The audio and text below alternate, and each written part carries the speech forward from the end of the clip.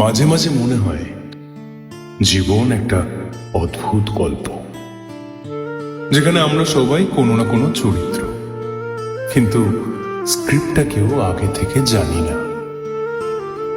কিছু মানুষ আসে খুব কাছাকাছি, মনে হয় তারা সারা জীবন থাকবে, তারপর একদিন হঠাৎ করে তারা হারিয়ে যায়, যেন তারা কখনোই ছিল না।